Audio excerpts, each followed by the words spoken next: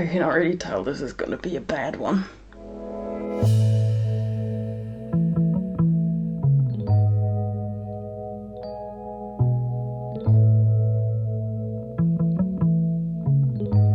Hello everyone and welcome back to another video. I recorded my previous podcast episode not so long ago because, like I mentioned, I've got like a bit of a backlog of projects I've finished, projects I've started, and trying to squeeze that all into one video is just not going to happen. Doable, I don't want to do it though. So, it's a bit of an odd episode. I've got finished objects to show you. Some of them you've seen before as works in progress, so that's nice. Some of them you've never seen before at all, but they're finished. And all of my whips are new. So after this podcast video, there should be one more where I'm kind of like playing catch up. And then we should be back to kind of the normal style of videos where it's actually showing you progress that I've made over like the last few weeks, instead of like, I did this 3 months ago, I did this a month ago, I did this at the beginning of the year, never showed it to you. So soon we will be back to normal, but I still kind of wanted to show these projects off and kind of just, for the most part, they are sort of in order of how like I knitted or worked them up. There is some crochet today, because I have a little notebook where I kind of plan for future episodes of what I want to talk about. Like if I finish something, I put that down in my notebook. If I've started something new, I put that down in my notebook. If I'm realizing that I'm knitting a lot on a project, I'm like, okay, that needs to go in the works in progress. I've got a decent amount to kind of talk about because I've been knitting on it. And so they're sort of in order, but then it started to break apart because I had like 3 episodes planned, but wasn't filming. So all of my works in progress started to become finished objects, and I had no works in progress. So this is why you're getting a video with only new cast-ons. And I've made some decent progress on a lot of them already, so. What do I want to start with? It is a very hot day today. I am going to be sweaty. That is my life. I'm a very warm person, so excuse the sheen. It's just life. It happens. I guess there's a lot I could do about it, but I don't want to. Once again. What am I wearing?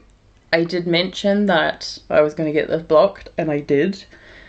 This is the Feldspar tee that I knitted in Lento by Sandnes, and this is like the 3rd time I'm now wearing it. I've decided to no longer film my German video and my English video back to back on the same day. It was just too much, and I think that was also preventing me from filming. So it's been a couple of days since I filmed my German episode where I wore it for the first time, and now I've already worn it a few times. I mentioned that Lento is quite a thick yarn. It's roughly like DK worsted weight, and I've complained before about why is it that most summer patterns seem to be like DK or thicker. This yarn is okay. Like today is one of the really hot days we have. I think it's going to get up to, it already is like 35 degrees, and it's not my favorite to wear when it's this hot. So it is definitely for normal summer days, so like up to about 30 degrees, I'd say I could comfortably wear this. But for the really hot days like today, I think I'd rather prefer like my, what's it called? Farfa top that I wore, I think in my previous video, and all of those like bigger, lighter weight yarns than this one.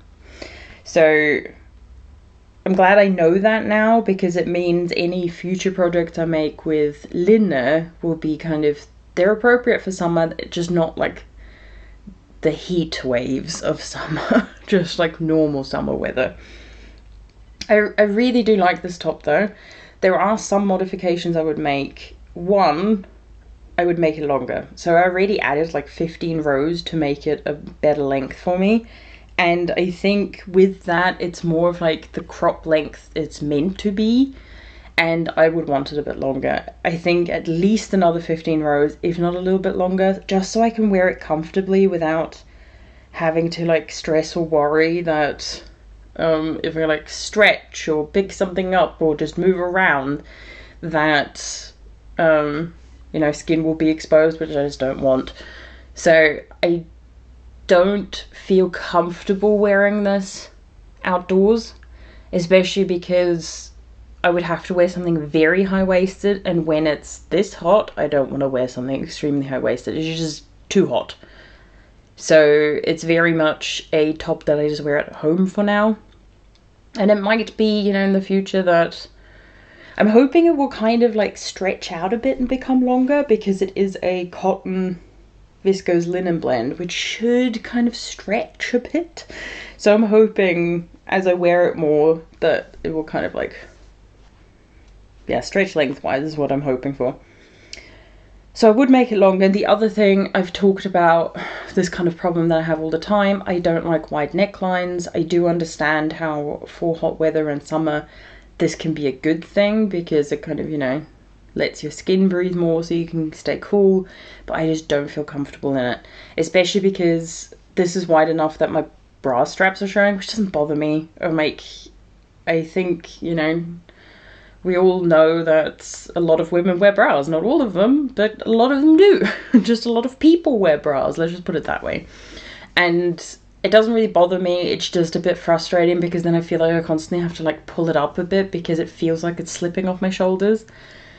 And I would just, next time, you cast off a certain number of stitches here and leave these to be grafted to the back, and I would leave more to be grafted, just to kind of like, let's go for this side, just to bring it into about like here. So it might just be like 3, 4, maybe 5 stitches that I would keep on the shoulder and not have in the neckline. You do have to be careful though, because this doesn't have short rows, which I could add if I wanted. But it means that without having such a wide neckline, you run the risk that this gets like higher and higher and starts to become a bit choking. So I have to see about that.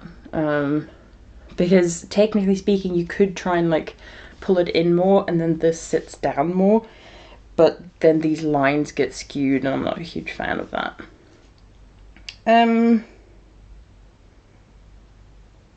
Yeah, so the neckline I would also change next time. Anything else? The other thing is when I blocked this top, it got quite like rough and it just didn't feel as soft as it did after I finished it. So working with this yarn, it was really nice. It's a very soft, cool sort of yarn, and after blocking it just really stiffened up and wasn't nice. But because I've worn it a few times now, it is starting to revert back to how it was while I was working it up. And I'm assuming that's just because, well, linen is definitely one of those fibers where the more you kind of wear it and work with it, the softer it becomes. So it might be that. I'm not sure if the viscose has something to do with it. Could also be the cotton. But it definitely feels a lot more comfortable now on the skin than it did the first time I wore it. So that is nice, and as I keep wearing it, at some point I'll talk about it again and kind of say how the yarn has worn and things, because I haven't worn it enough to say anything about it yet. But yeah, so that's a lot to say about the Filzpantoffeln. Finished objects. Let's start with, I've got 2 crochet projects that I did quite a few months ago now.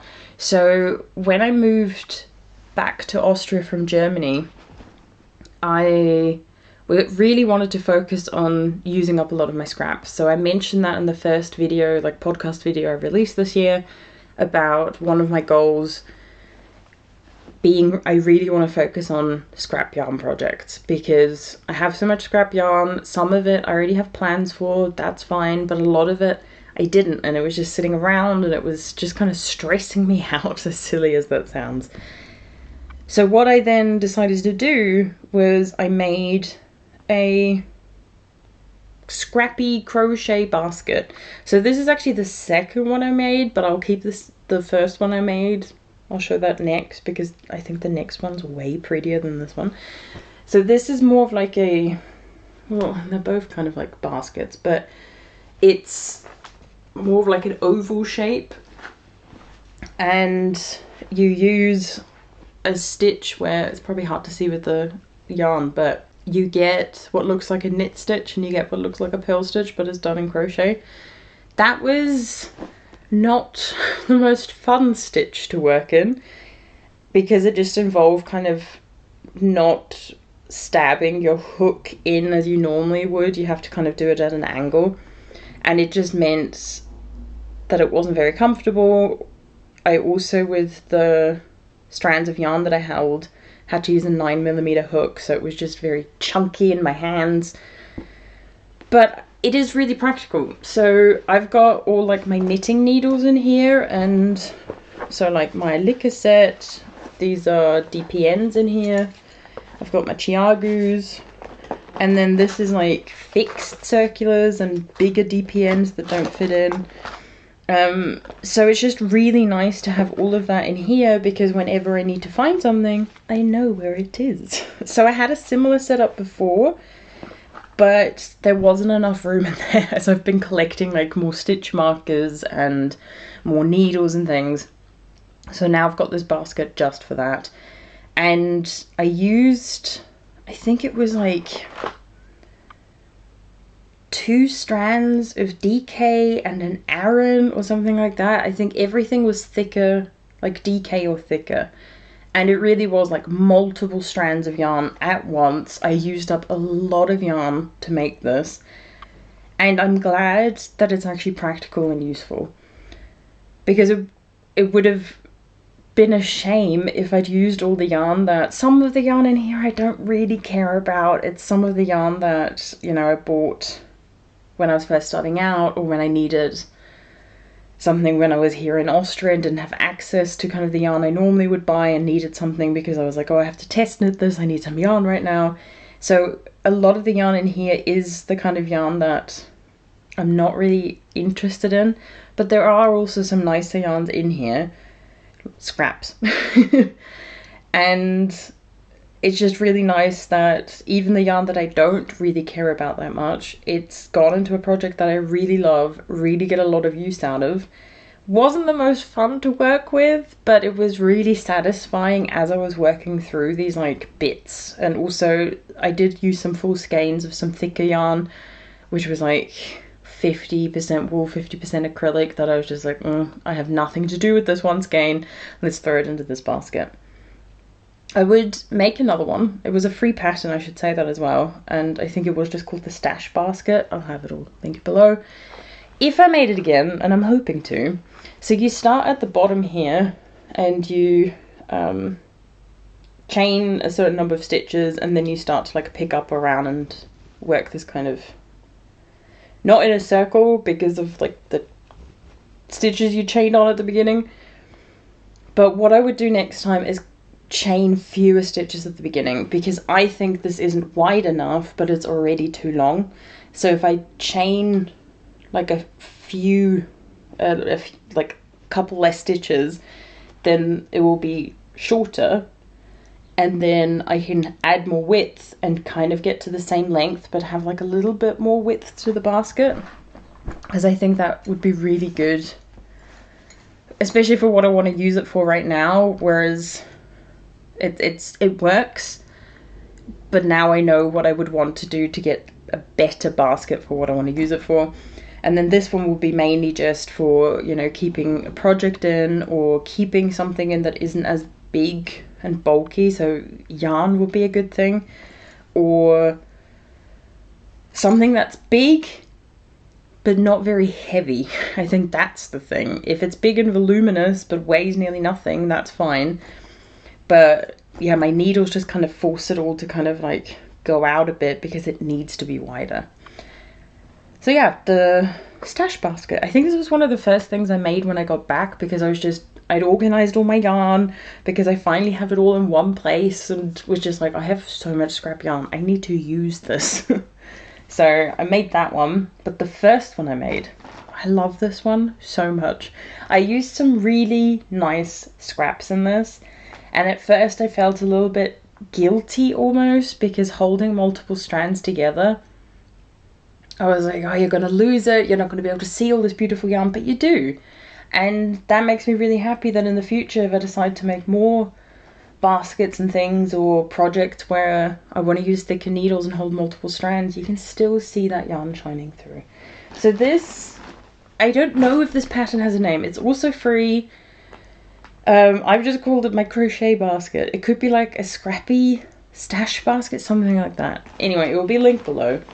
So it's a circular basket, unlike the other one, and I love the colours up here. They blend in a bit more on camera than they do in real life, so you can't really see that there's this beautiful electric blue skein running through here, and that for me makes all the difference. Like, that's what makes this basket so beautiful. I have a few bits of hand-dyed yarn. There's also a few of like commercial bits that I had left over. I think there's also single skeins of commercial yarn where I didn't know what to do with it. This yarn down here that I used for the base is the Petite Wool by We Are Knitters. A lot of the colours I had left over. I think some of it was from my Cloudburst, and then some other bits were left over from the jumper I shared in the previous video, where like it was my own sort of like scrappy design. I think some of that also went in here. And this one was also done with a 9mm hook, so it was also like multiple strands of yarn, like 3, 4, maybe even more, depending on how thick they all were. So it was quite rough to work because of the big needles and the big hook and the multiple strands of yarn, but it worked up easier because it's literally just single crochets all the way around. So this one was a lot easier on my hands. It also went a lot quicker. It was also a lot more relaxing because you could just work the same thing all the way around. You didn't have to worry about anything, and then eventually you just work the handles. And I would definitely make another one of these. It was a lot of fun, used up a lot of yarn. I'm getting good use out of it as well, so that's nice. And I'm actually keeping scrap yarn in here, so I can sort of like use this basket to have scrap yarn in to keep making baskets, but I also don't want to immediately make more. I'm getting my use out of these two, and I'm trying to see where else I could use them instead of just making them and then having a load of scrappy baskets and not having use for them. So both of these get used, and that just makes me really happy. So yeah, so I've got 2 crochet scrappy baskets, and yeah, I can highly recommend if you do have scraps or just a couple of skeins where you're like, I don't know what to do with this. Hold them together. The colours don't even really matter. Like, I didn't pay attention, and well, I think one of them turned out very nice. The other one looks fine, but it's practical, which is really important. The next thing is 2 of the same sort of thing. Once again, I was trying to use up not just scrap yarn, but also some of my thicker yarn that I have from when I first kind of started knitting and used the Crazy Sexy Wool from Wool and the Gang. And I had skeins left over, and I was just like, I don't know what to make with this. Like, most things that I make with it are just too thick to kind of wear comfortably. I think the one thing, other than a blanket, the other thing that I've used a decent amount is I made a sort of garter stitch shawl, well, scarf, I guess, because I only cast on a couple of stitches, worked I-cord on the side, just a garter in 2 colours, and that one is really nice. And when it's really cold in winter, I do get use out of that, but once again, it's a very short period of time where I can use it. So I then had an idea, looking at all this kind of yarn, because it is 100% non-superwash wool. I was like, well, you can felt it. That means I could make some slippers with it, like the Doppler Töffler. but the yarn's too thick to use the Doppeltiefler pattern. I also wanted some actual like slippers, as in like slip-on ones, whereas the Doppeltiefler you actually have to like get past your heel. So I found this pattern by Drops called Ruby, the Ruby Slippers, and this one is the better one of the pair. You can just kind of see the shape is just really awkward. I tried my best with kind of wearing them after I'd felted them, but they just won't kind of keep a nice shape. And this is the second one, and you can see it's seamed up here, and you can just really tell with this one. So this pair, bit of a fail. I don't know if it's the yarn, I don't know if it was the pattern. To be honest, the pattern really wasn't great. I've rarely ever have used Drops patterns, and I think nearly every time I have, they just haven't been great. But then I remind myself, it is a free pattern, but there are better free patterns out there. But I use Crazy Sexy Wool, just a single skein, and you start here and then work this, and it's all worked flat, and then you seam it up. And they went relatively quickly. I think I used 8 or 9 millimeter DPNs to knit it, and obviously because you felt them, they have to be a lot bigger, so that when they felt and get smaller, they'll actually fit your feet. So I did get a bit of wear out of them when I first made them, because it was still cold, because it was like March. But yeah, they haven't got a lot of wear recently, and I do want to use a lot more of that yarn. I have it all kind of like set aside to make more felted slippers, but I'm not using this pattern. I'd rather try my own than do these again, because it just doesn't look great. So they're the Ruby slippers. Wouldn't really recommend the pattern, but you know, it is free, so maybe you do want to give it a go. But yeah, I didn't have a great experience. And then another pair of felted slippers, which I haven't felted yet. It's a free pattern. It's in German. I can't remember if there's an English translation. I think there is. And they're called Filzpantoffeln, which just kind of mean like felted slippers. And I made these for a friend of mine, actually, which is why I haven't felted them. So they're both done, obviously. And ends are woven in. I still need to chop them off, and then I can felt them if I want to, but I'm not sure if I should, because the best thing to do when you felted a pair of slippers is immediately put them on your feet, so they kind of like mold to your foot shape. And she lives in New Zealand, so I'm wondering if it's better if I just send them to her as is, and then just be like, chuck them in the washing machine, and then when they come out, just stretch them over your feet. So I still need to decide what to do about it. But knitting wise, this pattern was amazing. So I'm pretty sure my mum has made these before, and that's how I've heard of them. And I did use a different yarn. This is from Aldi. They had like a pack of 4 50-gram skeins of yarn specifically for felting. 2 skeins were one colour, and then so it was like 2 colours of each. 2 skeins of each colour, that's what I'm trying to say. I was like, okay, that sounds weird. And I think I used about, because I had multiple packs, so I think I used about 1.5 skeins for each slipper. So slightly more than 100 grams, but not a lot more than 100 grams, I have to say. So this is a 39, I think. And if I'd made the size smaller, I think I could have gotten away with 100 grams. And I've got more of the yarn, a little bit more in this colour, where I think I should be able to get one more skein out. I think I have it here. Yeah. So I have a whole nother skein, and then this much left of one that I've used. And I should be able to get one more slip out of these, and then I'm not sure if I have more of the purple, but it might just be a mismatching pair. I don't really care. They can be for me or for one of, you know, the people in my family. They were a lot of fun to knit. They're also slip-on style, and you actually knit them in the round, which made the whole thing way nicer. The kind of like toe shaping was way better, and it was just a great pattern, especially compared to the free one from Drops. And this one was free as well. So that is definitely the pattern I'm going to keep using. The only problem is this is a bulky weight yarn, and the crazy, sexy crazy wool, whatever it's called, is more like a super bulky. So I'd have to adapt the pattern to make sure it would fit if I used the thicker yarn.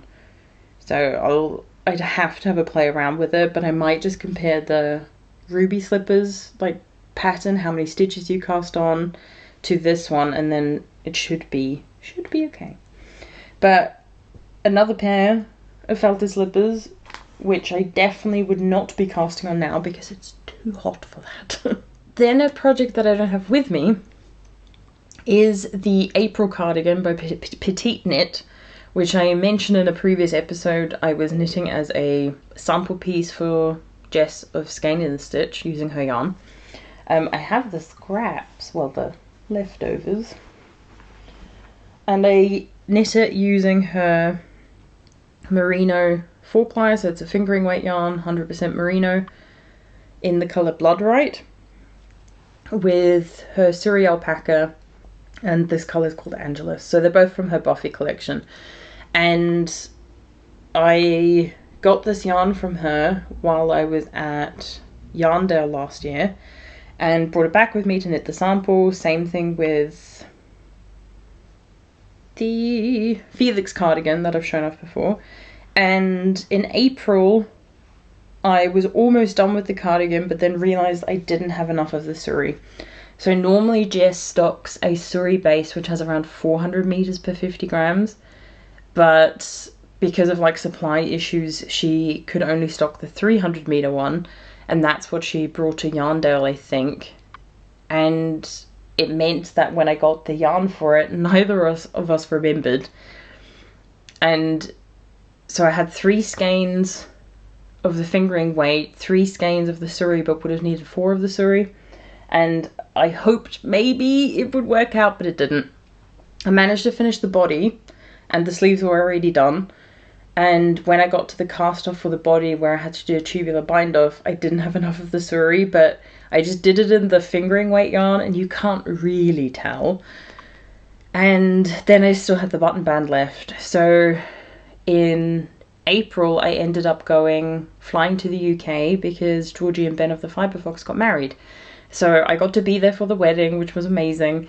And Jess actually ended up wearing the Felix cardigan with her dress, which was amazing to see. I wore a dress that I had sewn myself a couple of days beforehand.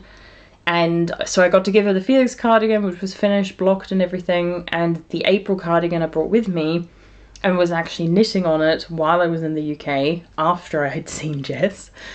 Because she had dyed up another skein, brought it with her to the wedding.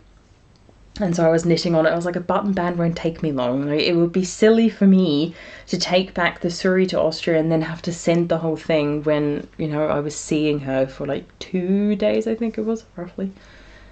So I managed to get it all done. It was a bit stressful at the end because, to kind of summarize the trip, the wedding was on a Thursday. I flew to the UK on the Wednesday morning. So I had breakfast in Austria, then got off the plane, flew into Manchester. I was staying in Manchester that night, and so took a train into Manchester city centre, had lunch there, and was like, this feels weird having just, you know, you have breakfast in Austria, lunch in the UK. I was like, where am I having dinner? Still in Manchester. But it was just, it was a really nice feeling. So I arrived on that Wednesday and kind of just did some shopping in Manchester of bits that I wanted to pick up to bring back to Austria. And then Thursday morning took the train to close to where the wedding venue was, where I was going to stay. A bunch of my knitting friends were going to stay that were also going to the wedding. And that's where Jess then met up with me as well. Gave me this skein of Suri, I gave her the Felix cardigan, and then I was knitting on the cardigan. We then went to the wedding, had all of that, and then after the actual like ceremony and after a couple of drinks and things like that was when all the wedding pictures were being taken. So there was a lot of time to kind of just, you know, mingle and talk to people. And I did a little bit of knitting at that point, but mainly was just, you know, focused on talking to people. Then we had the sit down meal, and it was after that point that it was kind of a lot of our knitting friends, like a lot of the knitting people there, then all got the knitting stuff out, because most people who were at the wedding were kind of, I guess, used to it, because Georgie and Ben both work, you know, as hand dyers, so they are aware of the fact that yarn is a big deal in their life.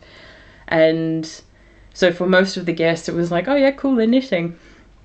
But I remember the photographer was really, like, happy and surprised seeing all of us kind of, you know, sitting and still talking, because we all had brought projects where we could just sit and knit. That was the point. And, you know, it didn't distract from the wedding and socializing and interacting with people and enjoying the moment. In some ways, I think it just made sense for us to all kind of sit there and knit. And so she took the photographer took quite a few pictures of us knitting, and it was just really nice. And I didn't manage to finish the button band at the wedding, because I didn't want to just sit and knit all the time, even though I can, you know, still talk and socialize. I also wanted to do things, but I got a little bit of knitting done whenever I was kind of, you know, taking a bit of a break and needed some alone time. And then the next day, all of us who were staying at the same accommodation, we had breakfast together, and I was still knitting on the cardigan and was on the bind off, but once again it was a tubular bind off for the whole button band. And Jess needed to head back home to pick up her kids from school, and so timing wise it was just not going to work out. So then I knew from the train journey to the wedding venue that I needed to change trains in Doncaster. So I asked Jess, what's your route to heading back home?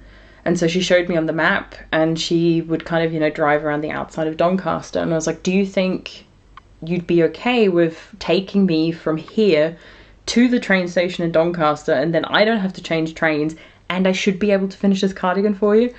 So she was kind enough to let me do that. It was also amazing because it gave us a chance to, you know, just catch up and chat one-on-one, which was really nice, and had, you know, lots of serious conversations, had a lot of laughs and things like that.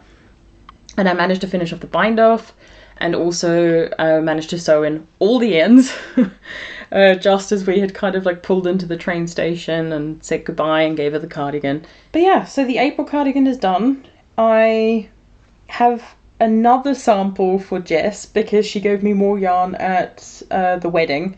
We had agreed on it. It's not like she just turned up and was like, here, knit me another one. I was like, please, can I knit you another sample? So I'll share that later. But April cardigan off my needles. In the last video, to be honest, everything I said about, like the last time I talked about it, there's nothing really to add. I do think I want to make one myself because it's a nice simple pattern. Like, it's a sort of classic and a staple, and I enjoyed knitting it. So you might see another one in the future. Then I have two old objects that I've finished. Well, projects, I shouldn't say objects. And I can't believe that they're both done. Let's go with the old one. This has been on my needles since March 2021. So with that date in mind, do you know what project I'm referring to? I have finally, I can't remember which one's front and back, I don't care, finished the Spring Intentions wrap. Finally. It's been on my needles for so long. I don't think I want to talk about it for that long. To be honest, like, it was just repeating the same sort of sections, and I started here and then it ended here. Something like that. Could be the other way around. I don't remember anymore. But I do I have a marker in from last time? It's so long. I don't know. I think I already took it out. But it is finished. So this is a pattern by Cat Weaver. I used 4 different skeins of yarn by the Fibre Fox, and just slowly kept working through all the different sections. So it is like a wrap / scarf. So it is long. And that's just why it took so long. Each section was quite easy because it was always a combination of like some kind of a knit and purl texture pattern, and it was never tricky. There was a lot of kind of repeats. It was very intuitive, but I just never really found my rhythm with it. Even towards the end, it was, I don't want to say it was like torture to work on it, but I really had to push myself to work on it because to be honest, very early on, I already realized that I wasn't really enjoying it. I liked the yarn, I liked each separate pattern, but for me, whenever I finish a section, my brain kind of goes, cool, now we need to take a break. But sometimes the section was 4 rows, and then I would take a break for a really long time, and then that's why it took so long. But it's finished. I have not woven in the ends, and there's a lot of ends.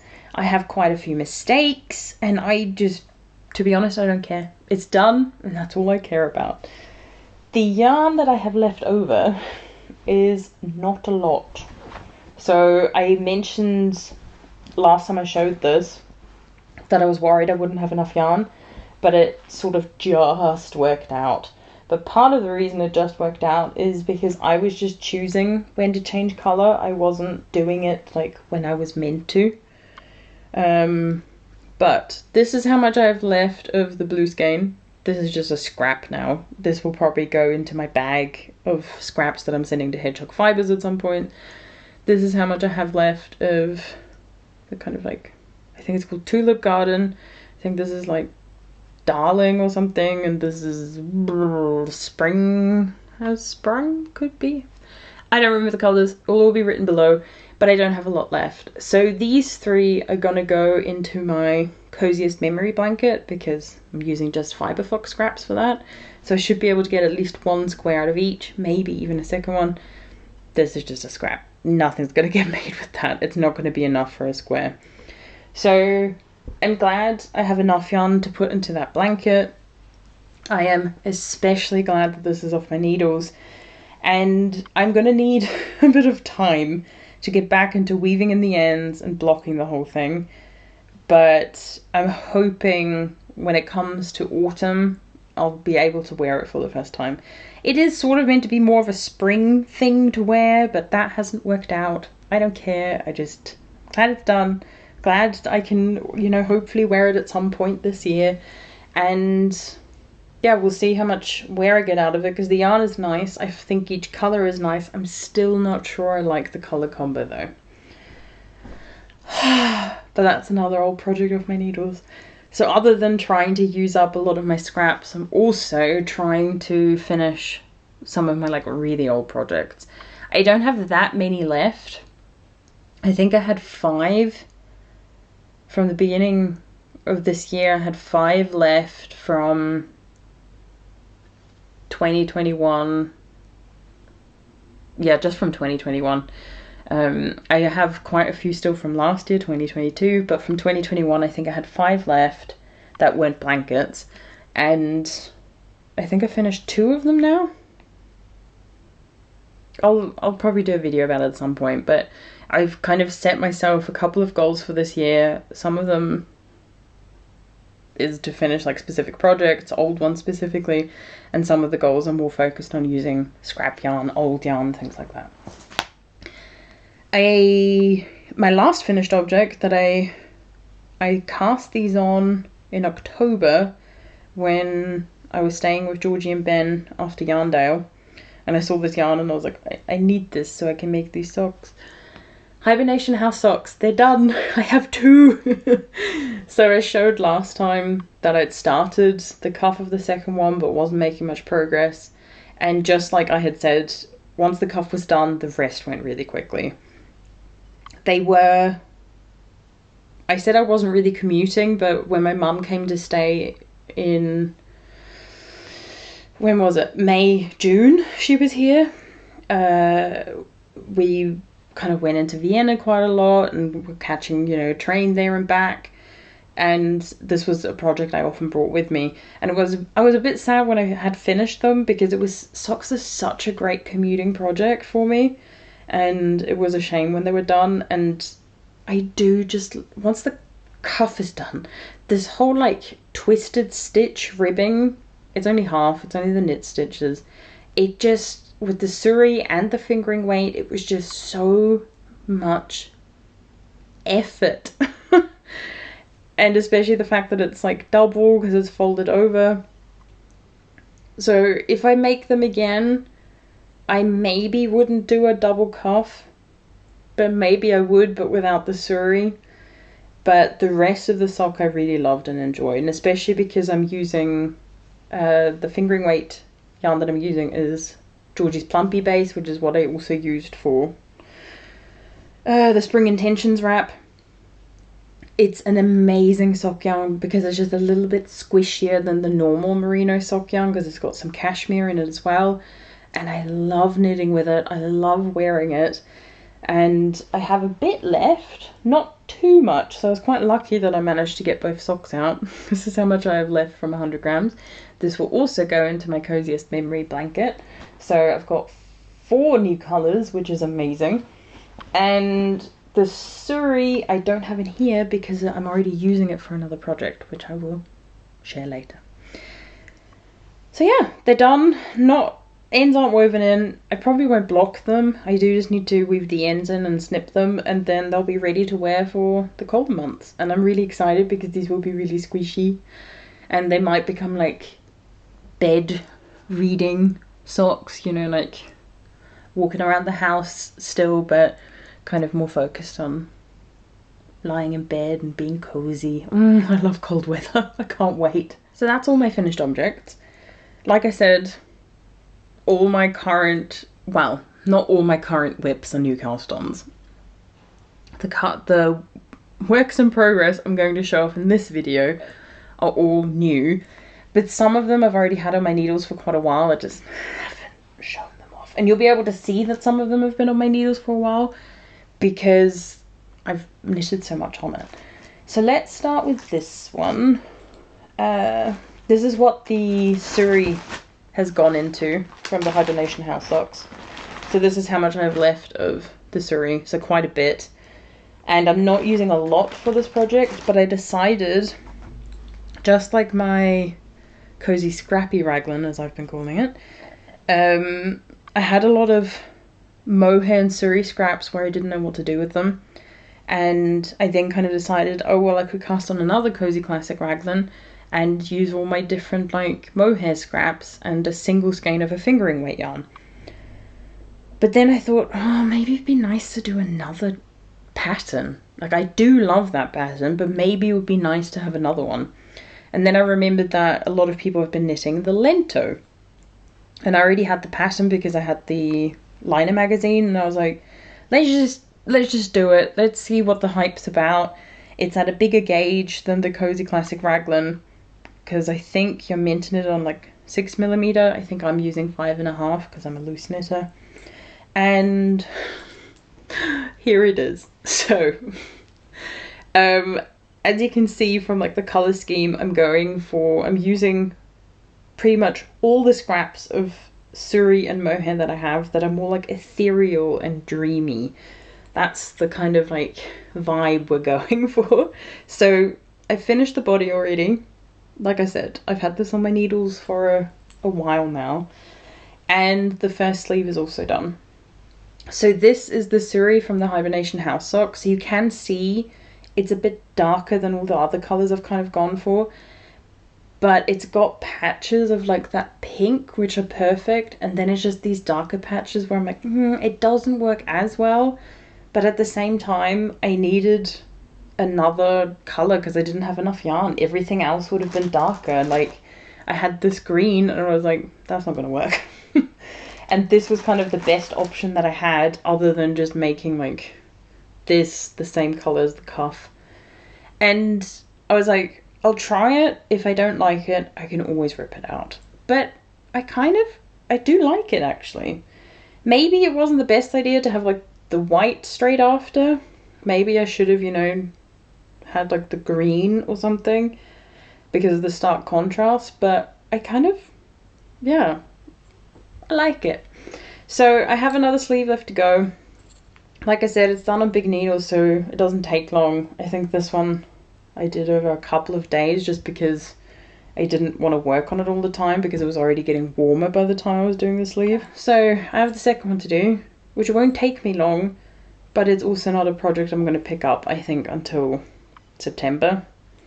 Because as quickly as I could finish this, too warm. Even just having it on my lap right now is painful. So it's been really nice to use up some of my mohair and Suri scraps. Some of them are hand dyed, some of them are commercial, and I'm really happy with how they've all turned out. The pattern is fine. It's a raglan pattern. I am kind of assuming that the reason people have fallen in love with this pattern is because of how quickly you can knit it up. So it's a very open gauge for the kind of yarn it is, similar to the Love Note sweater as well, which is very open gauge for a fingering weight and a mohair. But we'll see fit wise once it's done if I kind of prefer it to the Cozy Classic raglan. It will also weigh less because of the bigger gauge, but if you don't have the pattern, do I think you need to buy it? No. Like, if you have a raglan pattern, like a standard raglan jumper pattern that you like, this isn't going to be that different. Construction wise, it isn't any different. You can kind of just I don't really get the hype with this one. Whereas with the ranunculus, I get it. I understand why people were, you know, and still seem to be really into that pattern, knitting multiple, because of the different yarn that you can work with, which I guess you can do with the Lento, but to be honest, it's like what I'm doing with the Cozy Classic raglan.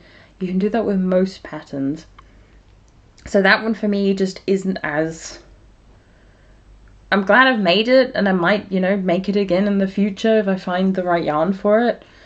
But it's not something that I'm desperate to cast on another one. Whereas the ranunculus, I have plenty of yarn to make multiples because it's a fun pattern to knit.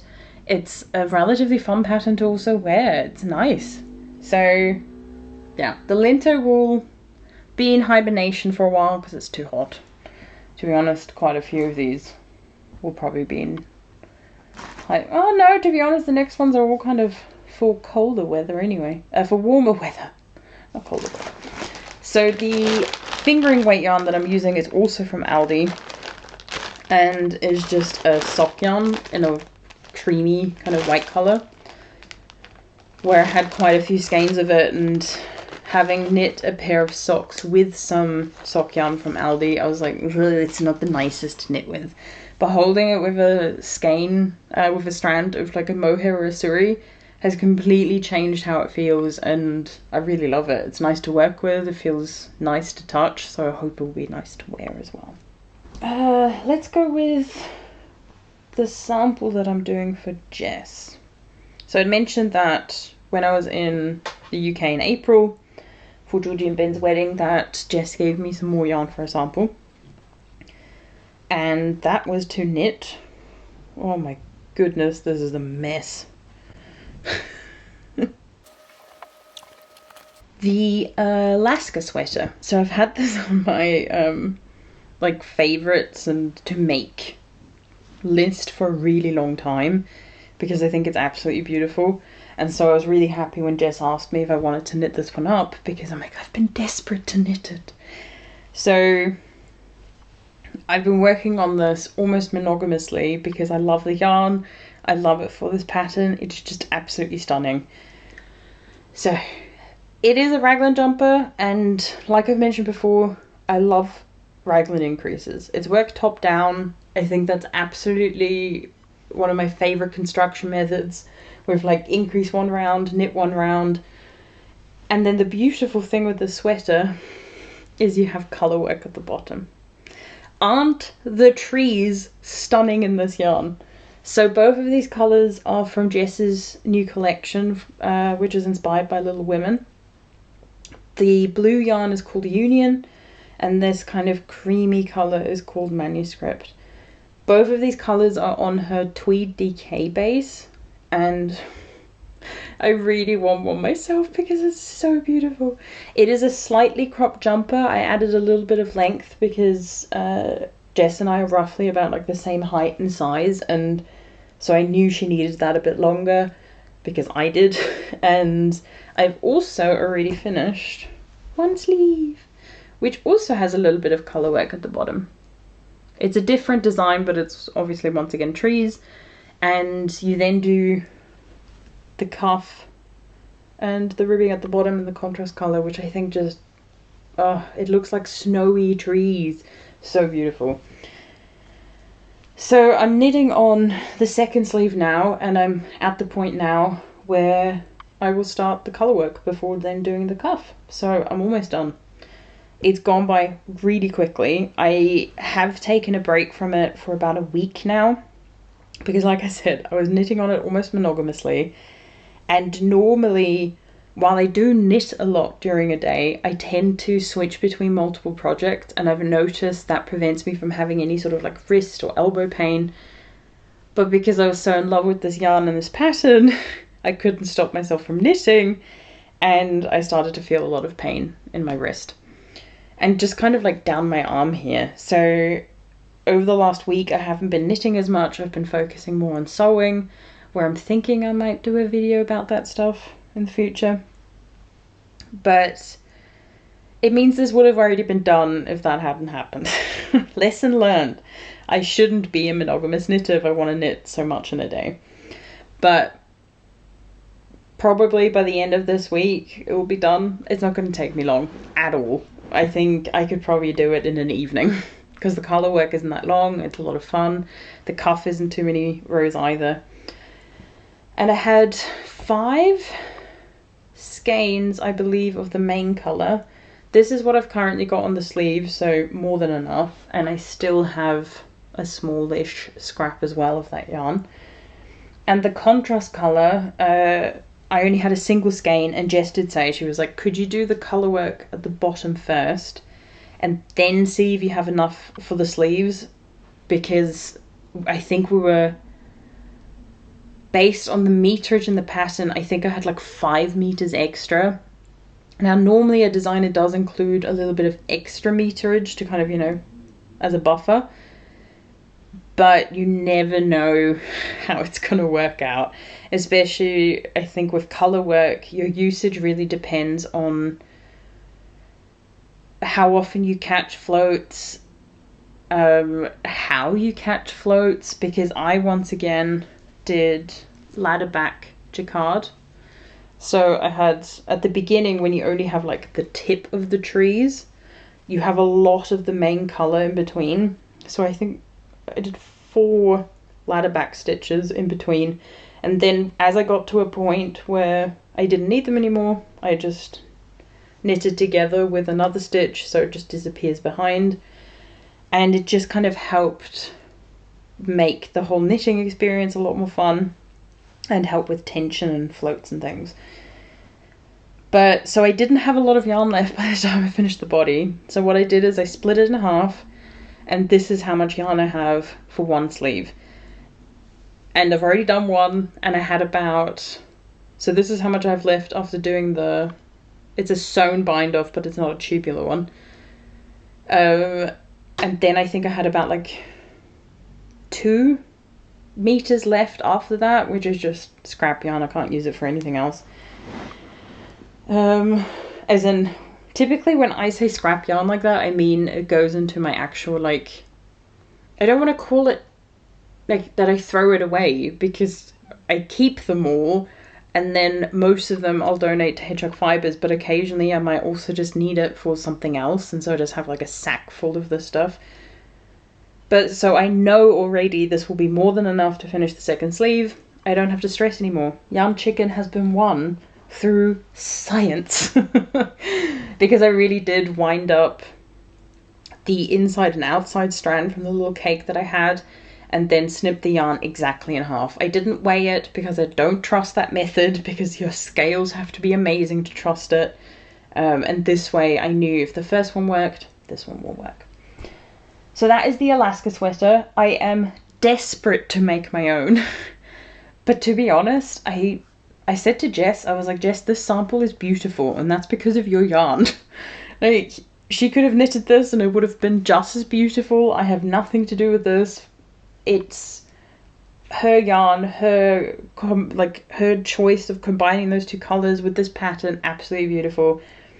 I really want it in exactly the same colors, and then Jess and I can be matching if she wants that. And then another sample I still have to work up, which I had sort of mentioned in passing during a previous video where I'd finished 3 sample pieces, and one of them was the storm shawl for Laura of the Lonely Knitter using her yarn. And I mentioned I had another sample piece to make for her. And I didn't knit on this for a really long time. So I started it sometime in April because I remember I took it to the wedding.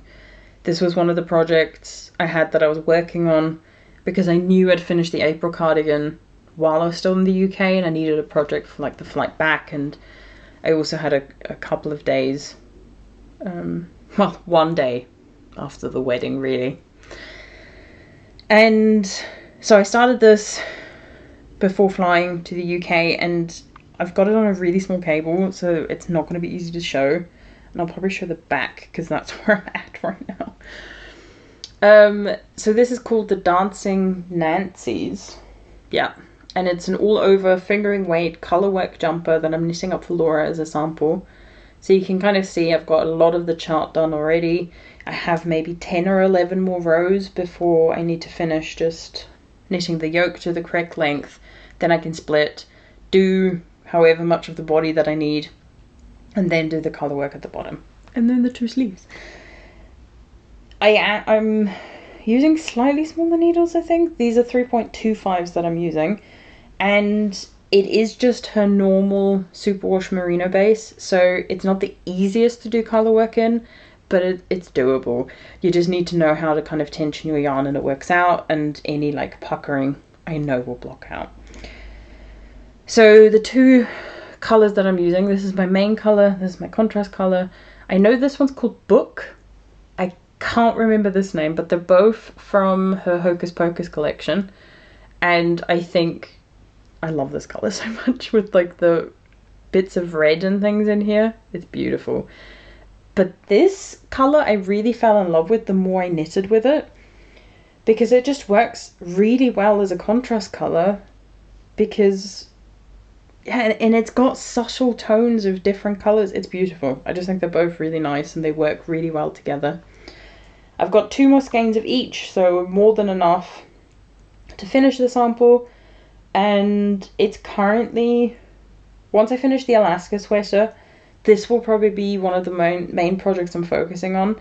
I'm not going to monogamously knit on it because I know what happened with the Alaska sweater, but it is like the project I'm working on every day. It's the one I mainly pick up, and then I have other projects that I'm working on the side, because I'd like to try and get this done for Laura soon, because I've done almost 3 samples now for Jess, and all I've managed to do for Laura is the 1 shawl. Now obviously fingering weight all over color work jumper is going to take longer than a DK weight color work jumper, but still it is a very intricate pattern, but I found my flow with it. That's why I've been able, I think over the last 2 days I did like 20 rows of color work, and I've finished all the increases, so I've got a lot of stitches on my needles right now, and I'm just ready to split, because then I can just have some stockinette for a while, and then it will be really easy breezy, and then I get some more color work at the bottom, which is fun. So that's that one. Then I've got 2 summer knits that I'm working on. One of them is pathetic with how little I've done, but the other one is getting closer and closer to being done, which I'm really happy about.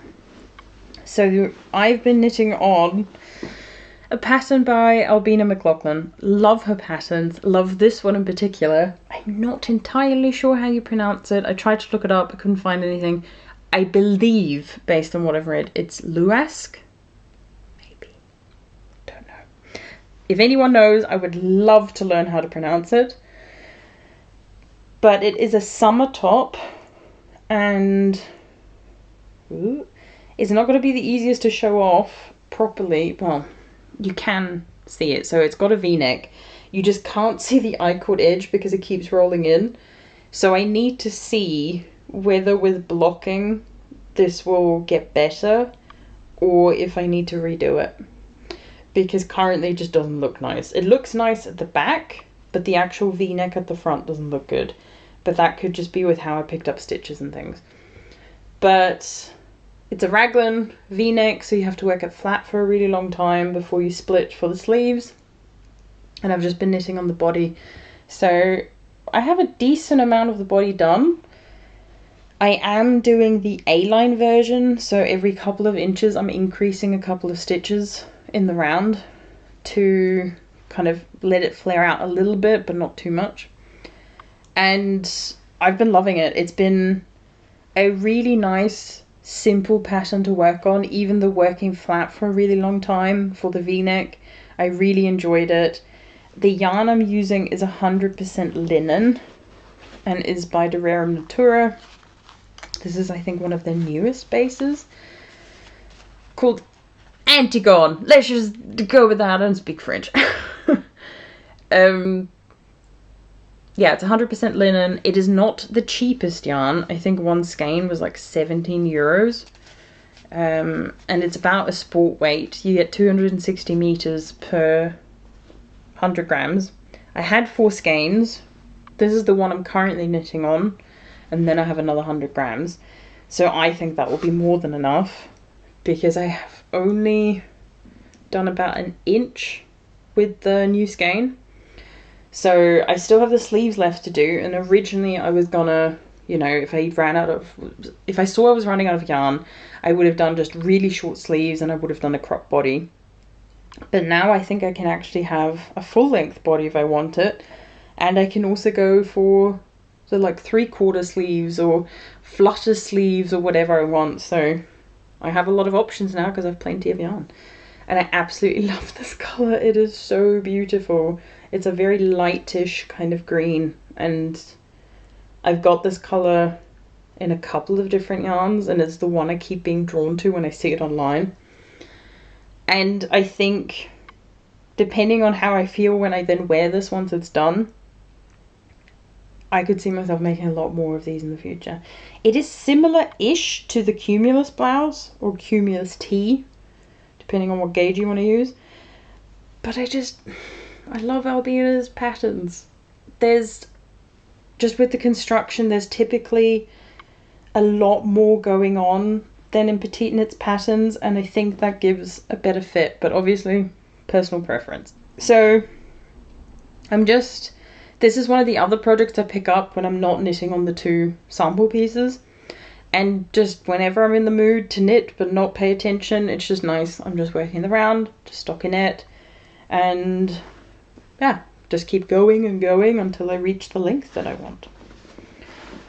But the yarn is really nice. So it is 100% linen. It can be a bit rough on the hands, but it's a nice linen, I have to say. So, and the colours they have are absolutely stunning. Like, I already love this one, but some of the other ones they have, I'm like, I really want them. But it's pricey. And there are cheaper linens out there. I've worked with 2, 1. I haven't worked with a lot of 100% linen. But with all the linen type blends like this one, that has been one of the nicest I've ever worked with. It's been really good. And then the last thing is the one which is pathetic because I don't have a lot. I'm finally making a Gone to Seed, which is like a summer sort of top. And you start with this lace bit. I have a couple more repeats to do before I can bind this off, wash it and block it, because this acts as your swatch, but it forms one of the shoulders of the top, where you then pick up stitches to work like the front and the back. and I think it's an absolutely stunning pattern, and I've wanted to knit it for a long time but could never decide on yarn, and then I finally just said, screw it, I'm going to use it. This is from the Camel's yarn. I think it's like is it Cornwall?